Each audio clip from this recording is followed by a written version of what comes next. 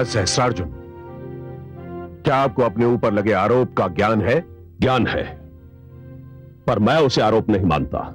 इसका अर्थ यह हुआ कि आप एक निशस्त्र और निर्दोष बालक को घायल करना अपराध नहीं मानते। वो निशस्त्र अवश्य था, निर्दोष नहीं।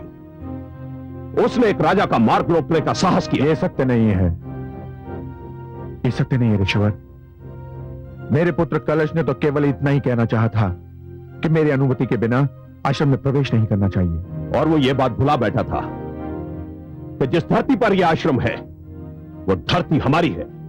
मैं पहले भी कह चुका हूं महाराज, इस धरती का स्वामी केवल ईश्वर है, और उस ईश्वर ने यह धरती हमें दी है, और हमने उदारता और दयावश धरती का टुकड़ा आश्रम को दान में दिया है।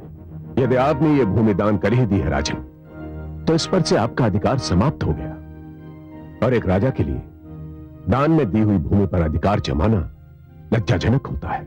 और हे महाराज सहस्रार्जुन, आप ये ना भूलिए कि यदि आपने हमें और हमारे आश्रमों को धरती के कुछ टुकड़े दान में दिए हैं, तो हमने और हमारे आश्रमों ने भी आपको और आपके समाज को बहुत कुछ दिया है। हमने शिक्षा दी है, ज्ञान दिया है, संयम दिया है, सुशील बनाया है, सुनियोजित जीवन बिताने का मार्ग दिखाया है, और न्यायप्रिय राज्य की परिकल्पना दी है। और ये राज्य हमने अपने बाहुबल और शस्त्र शक्ति से प्राप्त किए हैं। ये शस्त्र शास्त्र और इन शस्त्रों का उपयोग भी आपको इन्हीं आश्रमों ने सिखाया है। महाराज सहस्रार्जुन, आप दोषी हैं और आप अपना आरोप स्वीकार भी कर चुके हैं। इसलिए मैं इस धर्म संसद की ओर से आपके लिए इस दंड का प्रस्ताव कर रहा हूं कि आपने जबदंग पुत्र कलश को आघात पहुंचाया है, इसलिए आप उनसे क्षमा मांगे। मैं ये दंड स्वीकार करता हूं, और सत्य बात तो यह है ऋषिवर कि मैं इस धर्म संसद को दंड देने का अधिकारी नहीं समझता।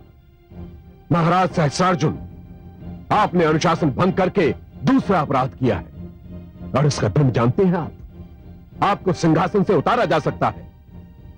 यदि प्रजा को यह ज्ञात हो गया कि आपने धर्म संसद के आदेश को नहीं माना, तो जिस राज सिंहासन, जिस राज शक्ति और जिस मुकुट के कारण प्रजा आपके समक्ष नतमस्तक होती है, वो आपको इन सब से वंचित भी कर सकती है, और इस राज्य में विद्रोह की ऐसी ज्वाला भड़केगी कि आपको उसे बुझाना असंभव हो जाएगा।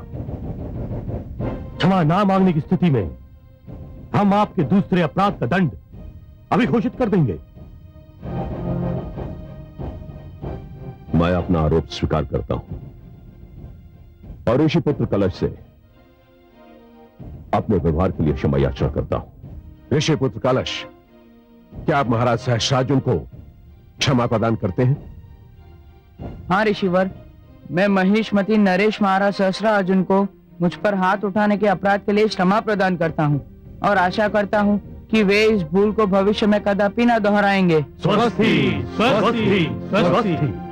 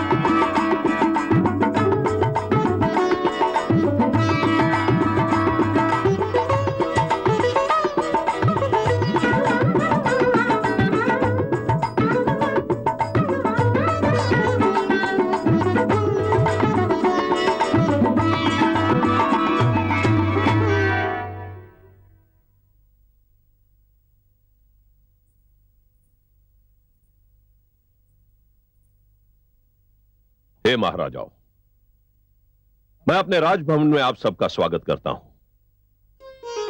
मैं आपके पराक्रम से, आपके यश से, आपके शौर्य से भली भांति परिचित हूं। आप उसी प्रकार पृथ्वी की शोभा बढ़ाते हैं जिस प्रकार सूर्य और चंद्रमा नवमंडल की शोभा बढ़ाते हैं। मैं आपके बल को, आपके तेज को बारंबार प्रणाम करता हूं।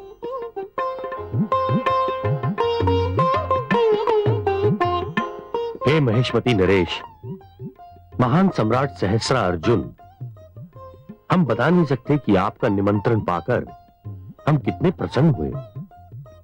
हमें लगा इतनी महानता पाल लेने के बाद भी आप हम जैसे राजाओं को भूले नहीं। नहीं मेरे पूज्य अतिथिगण, आप सब महान हैं। मेरे औपचारिक निमंत्रण पर, मेरे बुलाने पर भी आप सब यहां आ गए। ये महानता नहीं तो और क्या है? हमें आशा है कि आप अपने निमंत्रण का कारण भी बताएंगे। अवश्य। हे आदरणीय राजाओं, मैंने आपको इसलिए कष्ट दिया है कि मैं आपके साथ ऋषियों के आचरण और आश्रम की बढ़ती हुई शक्ति के बारे में विचार विमर्श करना चाहता था। हाँ, हमें समाचार मिल चुका है कि धर्म संसद ने आपको दंड दिया है। दंड? आप इसे दंड कहते हैं? नहीं, अपमान है ये, खुला अपमान। और ये अपमान केवल सम्राट सहस्रा अर्जुन का ही नहीं था, एक ऐसी चुनौतीपूर्ण ललकार थी जिसकी गूंज हमारे जनपदों तक भी पहुंच चुकी है। ऋषि ये बताना चाहते हैं कि वो हमसे कई अधिक बलवान हैं। मुझे प्रसन्नता है कि मुझे इस अप्रिय घटना की व्याख्या नहीं करनी पड़ी। आप स्वयं समझ गए। हम ये भी समझ गए हैं कि ये केवल आपका नहीं, हम सबका अपमान है। हमारी शासन प्रणाली का अपमान है, मुकुट का, सिंहासन का, सत्ता के महान प्रतीकों का अपमान है। आज जो महाराज सहस्त्रार्जुन के साथ हुआ है, कल हम में से किसी के साथ भी हो सकता है। मैं यही जानना चाहता था कि ऐसी अप्रिय घटना दोबारा ना हो, आप में से किसी के साथ भी ना हो। उसके बारे में हमें क्या करना चाहिए? वो तो हम नहीं जानते, हम तो बस ये जानते हैं कि आप जो भी करें हम आपके साथ हैं महाराज। हमारे मस्तिष्क में एक योजना है। हमारी प्रजा को यह बात कदापि ज्ञात नहीं होनी चाहिए कि हम ऋषियों के विरुद्ध पग उठा रहे हैं अथवा उन्हें दंडित कर रहे हैं। उन्हें यही लगना चाहिए कि ऋषि क्रोधित और उत्तेजित होकर हमारे विरुद्ध उठ खड़े हुए हैं। ये कैसे संभव होगा? बड़ी सरलता से हमें उन्हें उत्तेजित करना होगा। राजकोष से जो उन्हें सहायता मिलती है उसे बंद करना होगा। जनहित के नाम पर आश्रमों पर कर लगाना होगा और प्रजा से यह कहना होगा कि यदि कृषक और भूमि के स्वामी कर देते हैं तो ऋषियों को इस बात से छूट क्यों दी जाए। यह सब आश्रमों और ऋषियों की शक्ति को कम करने के ढंग होंगे। वाह, ऐसी योजना तो केवल आपके जैसा महान मस्तिष्क ही सोच सकता है महाराज सहस्रा अर्जुन। इस योजना की पूर्ति के लिए पहला पग मैं स्वयं उठा रहा हूं और कल ही उठाने जा रहा हूं। क्या करने जा रहे हैं आप? हमें नहीं बताएंगे? आपसे कुछ भी छुपाने का कोई अर्थ नहीं। जो मैं करने जा रहा हूं, जब वो हो जाएगा तो आपको देखकर और सुनकर बहुत आनंद आएगा।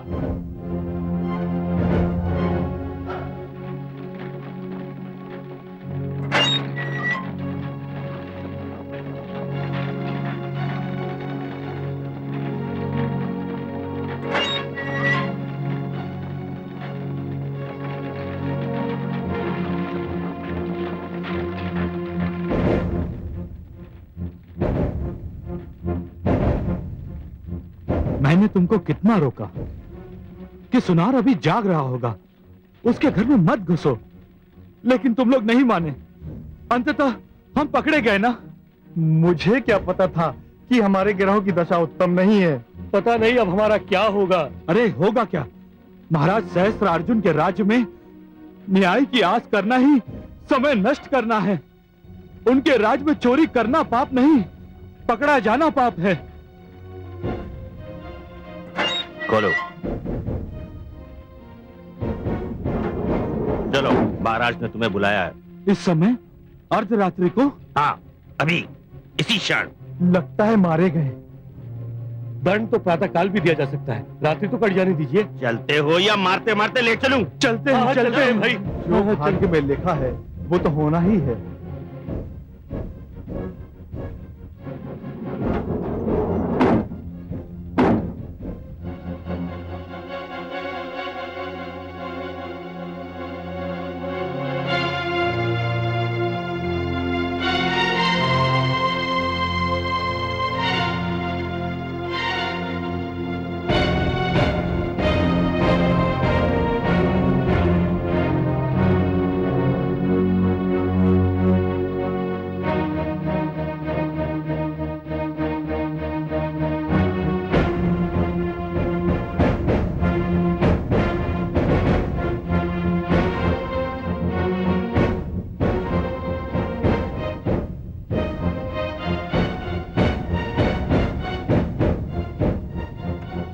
महाराज की जय हो। अभियुक्त उपस्थित है महाराज। तुम जा सकते हो।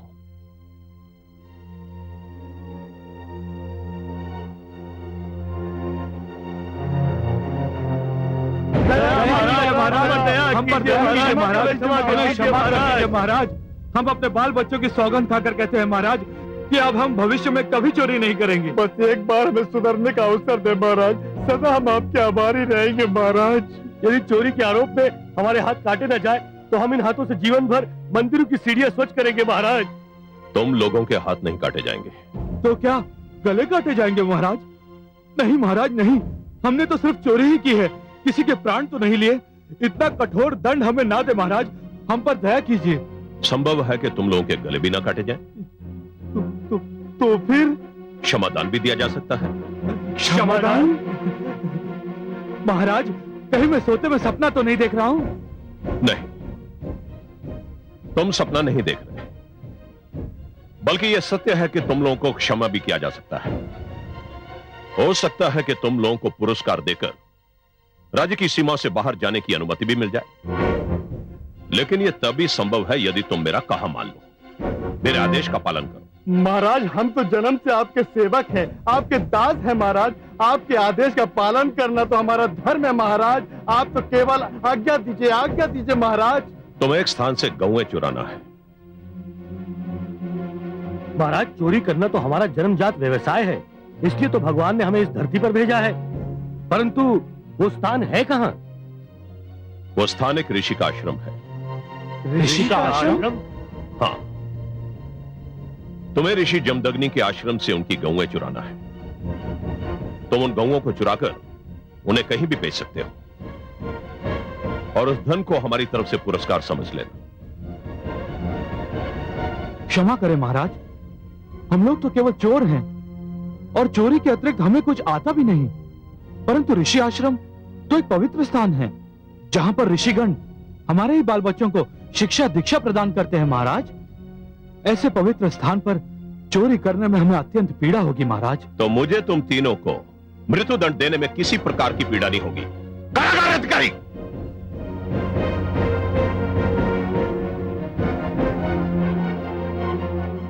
आज्ञा महाराज। इन तीनों को ले जाओ और भोर होने से पहले इनका वध कर दो।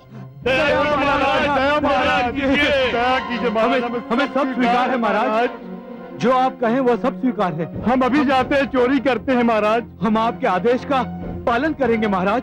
जान लो, अगर हमारे साथ किसी प्रकार का कोई छल किया तो उसका परिणाम अच्छा नहीं होगा। जाओ। ठीक है महाराज, धन्यवाद महाराज। धन्यवाद।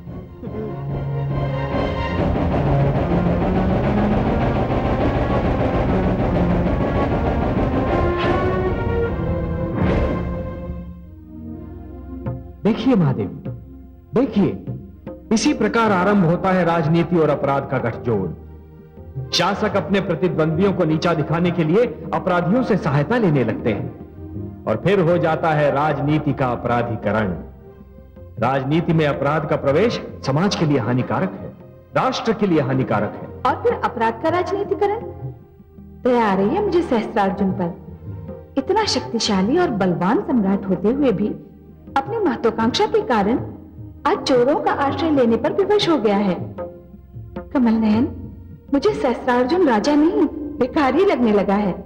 अपने अपमान के प्रतिशोध के लिए चोरों और लुटेरों से सहायता मांग रहा है। इससे अच्छे तो वो अपराधी हैं जो आश्रम के विरुद्ध कुछ करने के लिए झिझके थे। उनकी अंतरात्मा ने उन्हें पल भर के लिए रोका था और आज भी वो जो करने जा रहे हैं वो केवल मृत्यु के भय से। इतना भयभीत है सहस्त्रार्जुन आश्रमों के अस्तित्व से। हाँ महादेवी, वो वास्तव में भयभीत है और इसीलिए अत्याचारी भी है, क्योंकि अत्याचार भी भय का ही तो एक रूप होता है महादेवी। अत्याचारी वही होता है जो भीतर से भयभीत होता है, जो भीतर से स्वयं को असुरक्षित पाता है। पर क्यों? ऋषियों ने ऐसा क्या कर दिया है? महादेवी, जिस प्रकार एक मदोन्मत्त गज अपनी पीठ पर बैठे हुए महावत और उसके अंकुश को शरीर से झटक कर फेंक देना चाहता है, उसी प्रकार सत्ता की मदिरा में चूर सत्ताधारी स्वयं पर कोई रोग, कोई विरोध सहन ही नहीं कर पाता। और इसीलिए तो ऋषिगण और उनकी धर्म संसद बनाई गई थी कि राजा जनहित के विरुद्ध कुछ ना करे, अपनी शक्ति और सत्ता का अनुचित प्रयोग ना करे, कभी अपना संयम न खोए।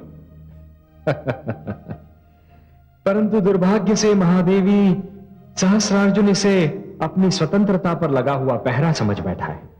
परंतु हे कमल नयन, दुख का विषय तो यह है कि ऋषिगण भी मानव हैं और सहस्रार्जुन भी। जो भी हो रहा है उसके फलस्वरूप तो मानव ही मानव से टकराएगा ना। फिर कोई भी जीते कोई भी हारे, वास्तविक हार तो मानवता की ही होगी। महादेवी, यदि ब्रह्मा का यही निर्णय है तो यही सही। पर यह तो आप देख ही रही हैं ना कि टकराने वाले दो मानवों में से एक के पास बाहुबल है तो दूसरे के पास बुद्धि बल, एक के पास शस्त्र है तो दूसरे के पास शास्त्र। देख रही हूँ कमल नयन, और ये भी देख रही हूँ कि युद्ध में बुद्धि वो कार्य नहीं कर सकती जो भुजा करती है। शास्त्र शस्त्रों की भांति प्रहार नहीं कर सकते। जानता हूं प्रिय, और इसीलिए मैं समस्त मानव लोक को नष्ट नहीं होने दूंगा। मैं उनकी रक्षा करूंगा जो असहाय हैं, दुर्बल हैं, परंतु मानवता को जिनकी आवश्यकता है।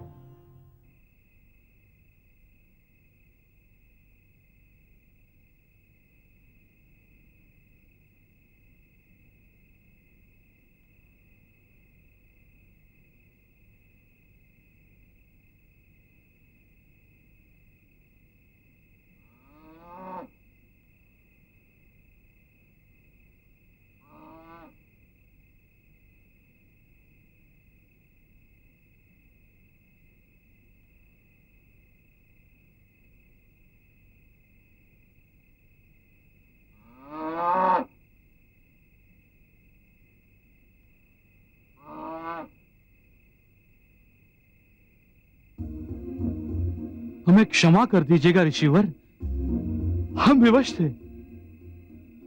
हम जो भी कर रहे हैं उस पर हमारी अंतरात्मा हमें धिक्कार रही है। परंतु चोरी हम अपने प्राणों को बचाने के लिए कर रहे हैं।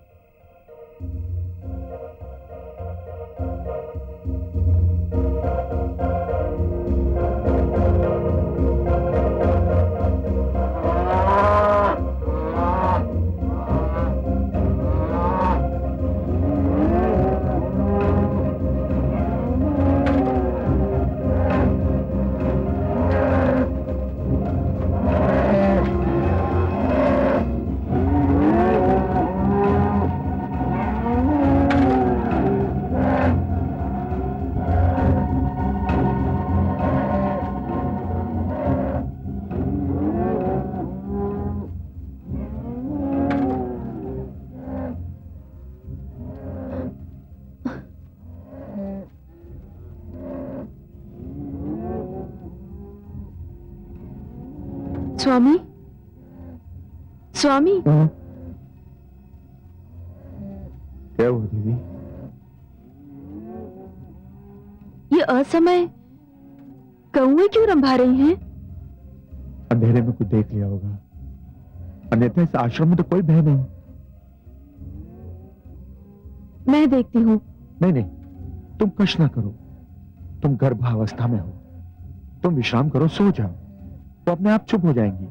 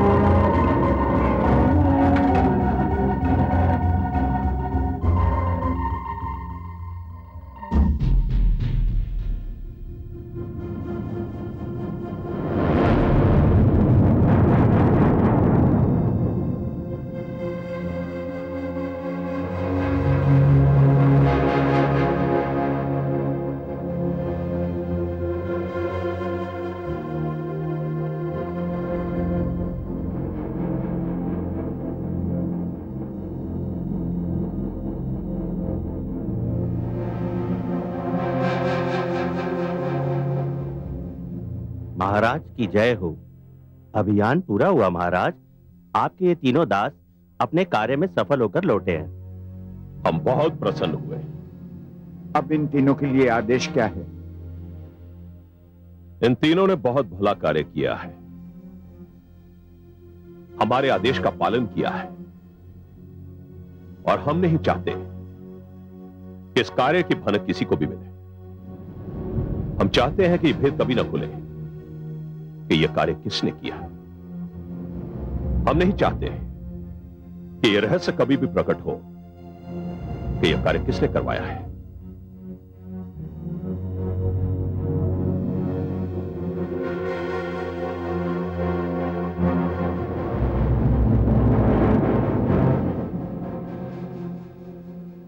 इस कारण महामंत्री, सूर्य निकलने से पहले इन तीनों के सिर काट दिए जाए। क्या? नहीं महाराज, आपने तो कहा था कि हमें पुरस्कार दिया जाएगा। तुम्हारा यही पुरस्कार है। नहीं महाराज, नहीं। ये आप क्या कह रहे हैं महाराज? ये तो अन्याय है, अन्याय है।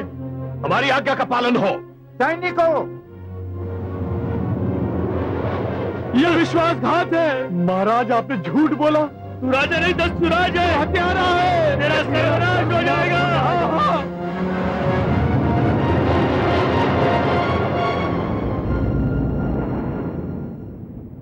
राजा को ईश्वर के अधिकार प्राप्त होते हैं, और ईश्वर कभी भूल नहीं करता।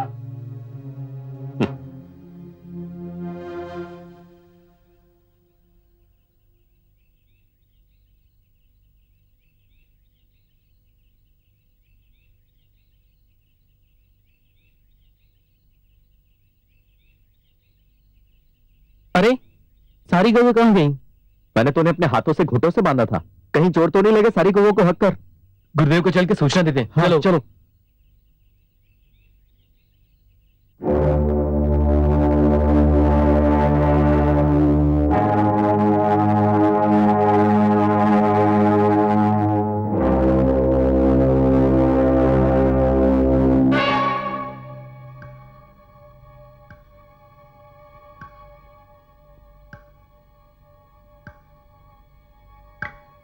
प्रणाम महाराज।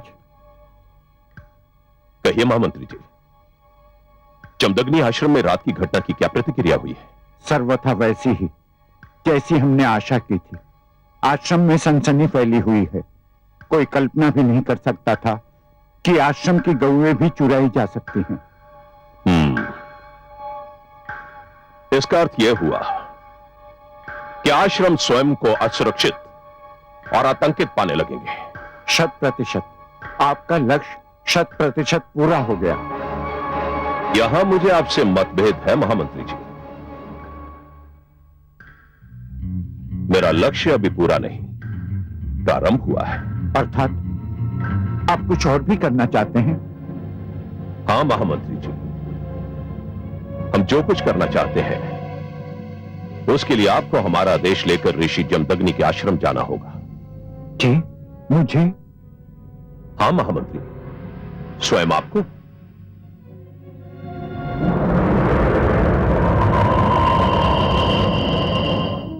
मुझे तो अर्धरात्रि को ही गौओं के रंभाने से संदेह हो गया था कि कोई ना कोई संकट अवश्य है। किंतु देवी, ये कोई सोच भी नहीं सकता था कि कोई गौओं की चोरी करेगा। अरे निकृष्ट अपराधी भी इतना घृणित कार्य नहीं कर सकता। सत्य पूछिए तो मुझे गौओं की चोरी का इतना दुख नहीं है। मुझे तो विद्यार्थियों के आहार की चिंता है। जिसने भी ये अनैतिक कार्य किया है उसने शिशुओं के मुख से उनका भोजन छीना है। यदि विद्यार्थियों को दुग्ध आहार ना मिला तो उनके स्वास्थ्य का क्या होगा? हाँ। मैं सोचता हूं कि मैं स्वयं महाराज सहस्त्रार्जुन के पास जाऊं। वो राजा है, देश में शांति और सुरक्षा व्यवस्था करना उनका धर्म है। उनके रहते हुए देश में लूटमार हो तो स्वयं उनके लिए लज्जा का विषय है। सिद्धांत रूप से तो आप सत्य कह रहे हैं, किंतु पुत्र कलश वाली घटना के उपरांत क्या उनका व्यवहार अब भी वैसा ही होगा जैसा पहले था?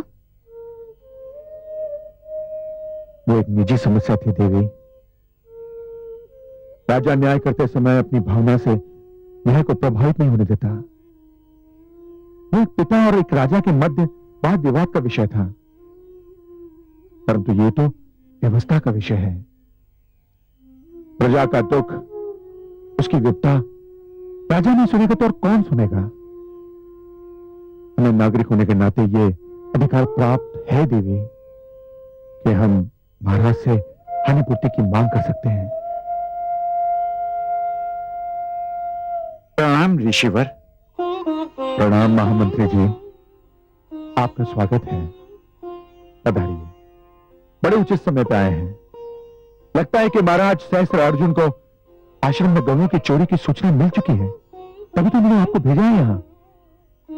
मुझे तो उन्होंने आपके लिए एक संदेश देकर भेजा है।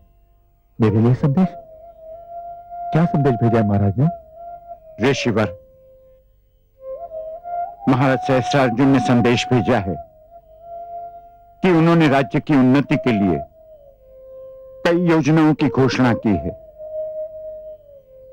प्रजा की सुविधा के लिए यातायात के आधुनिक साधन, कृषकों की सहायता के लिए नए बांध इत्यादि इनमें प्रमुख हैं। इन योजनाओं के लिए बहुत अधिक धन की आवश्यकता है। परंतु महामंत्री जी, आप ये सब बातें मुझसे क्यों कह रहे हैं? आप कहना क्या चाहते हैं? ऋषिवर, महाराज इस निष्कर्ष पर पहुंचे हैं कि जनहित की योजनाओं के लिए धन जुटाने के उद्देश्य से अनावश्यक व्यय बंद करने होंगे। इसलिए उन्होंने ये निर्णय लिया है कि आपके आश्रम को जो आर्थिक सहायता राजकोष से मिल रही है वह स्थगित कर दी जाए।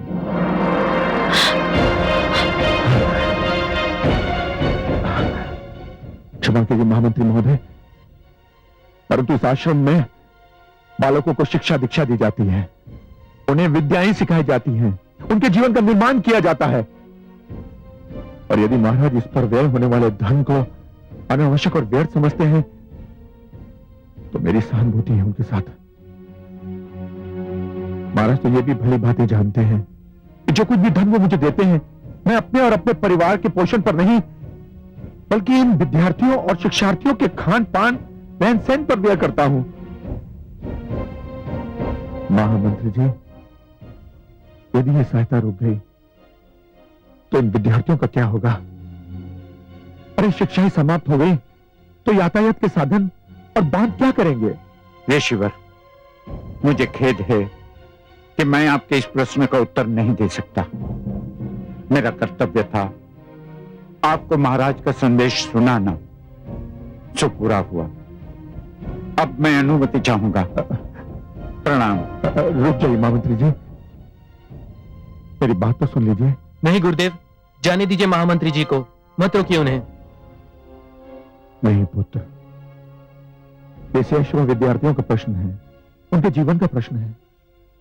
जो इस आश्रम में रहते हैं उनका क्या होगा? इस आश्रम का क्या होगा? यह आश्रम इसी भव्यता से चलता रहेगा। परंतु कैसे पुत्र? इस आश्रम को चलाने के लिए धन की आवश्यकता है, और ये धन कहां से आएगा? धन हम लाएंगे गुरुदेव। तुम लाओगे? तुम कहां से लाओगे?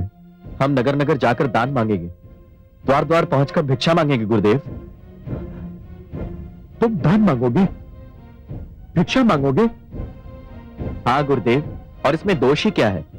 जब स्वयं भगवान भिक्षा मांग सकते हैं तो हम क्यों नहीं मांग सकते गुरुदेव? भगवान ने मानवता के लिए भिक्षा मांगी थी, हम शिक्षा और विद्या के लिए भिक्षा क्यों नहीं मांग सकते गुरुदेव? पुत्र, सुन लिया महामंत्री जी, आप प्रस्थान कर सकते हैं और अपने महाराज से कहिएगा कि अब हमें उनके दान की कोई आवश्यकता नहीं। प्रणाम।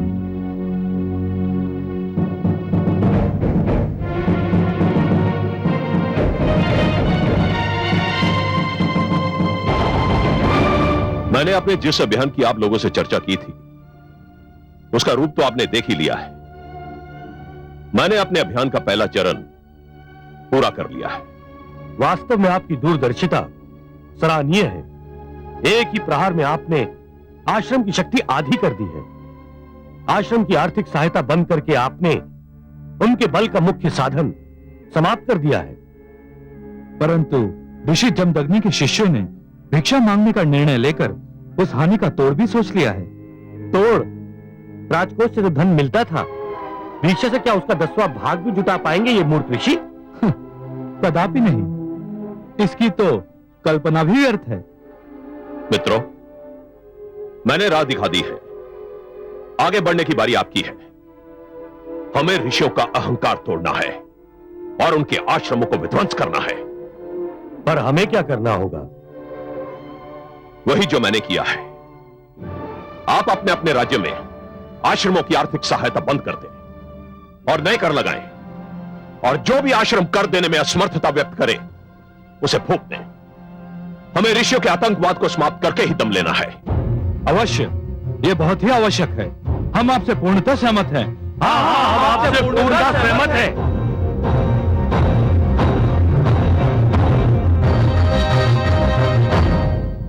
प्रणाम ऋषिगण।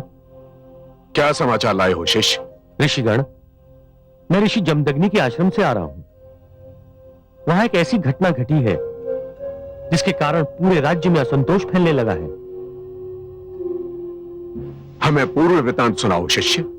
ऋषिगण, गौओं की चोरी एक ऐसी घटना है जो आज तक नहीं घटी थी, किंतु जमदग्नि के आश्रम से 200 गौएं एक साथ चुरा ली गई हैं, और यह ज्ञात नहीं हो पा रहा है कि इस चोरी में किसका हाथ है।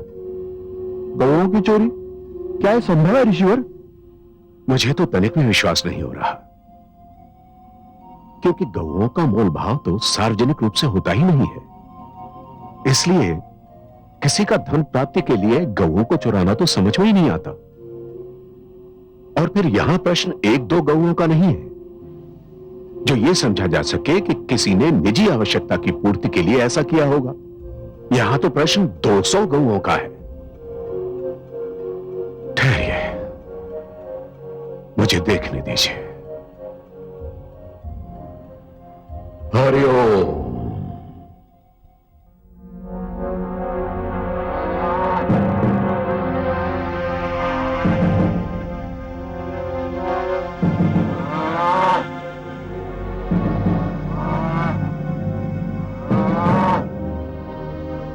इन गौओं की अच्छे से देखभाल की जाए, इन्हें चरने के लिए बाहर न ले जाया जाए, और इस बात का सदैव स्मरण रहे कि प्रजा की दृष्टि इन पर कदापि नहीं पड़नी चाहिए। जो आज्ञा सेनापति जी।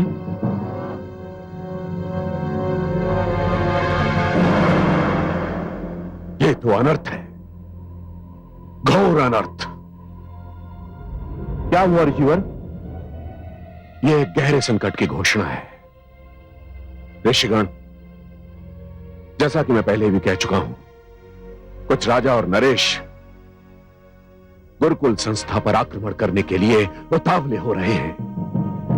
मेरा संदेह उचित सिद्ध हुआ। आक्रमण आरंभ हो चुका है। हे ऋषिवर, हम विस्तार से सुनने के लिए व्याकुल हैं। ऋषि जमदग्नि के आश्रम से 200 गौओं की चोरी में राजा सहस्रार्जुन का हाथ है, और ये सारी गौएं उन्हीं के पास है। ये तो बहुत घृणित कार्य है ऋषिवर। हमें मौन नहीं रहना चाहिए। गुरु वशिष्ठ, आपके विचार से हमें क्या करना चाहिए? राजा सहस्रार्जुन ने ऋषि जमदग्नि से अपने अपमान का प्रतिशोध लिया है, और प्रतिशोध लेने की धुन में वे अपना राजधर्म भी भूल गए। हमें उनको राजधर्म पुनः स्मरण कराना है। इसलिए हे शिष्य, तुम पुनः उनके पास जाओ और भरे सभागृह में जाकर उनके इस कुकृत्य का भंडाफोड़ कर दो। उन्हें बताओ कि हमें ज्ञात है, हमें सब कुछ ज्ञात है। उनसे कहना कि एक राजा को चोरी करना या करवाना शोभा नहीं देता। उनसे यह भी कहना कि धर्म संसद ने गुरुकुल संस्था पर किए गए इस प्रहार को बहुत गंभीरता से लिया है, और भविष्य में ऐसा कुकृत्य नहीं होना चाहिए। और उन्हें ये चेतावनी देना शिष्य कि धर्म संसद को एक राजा को भी अपदस्थ करने का अधिकार है, उन्हें सिंहासन से उतारने का अधिकार है।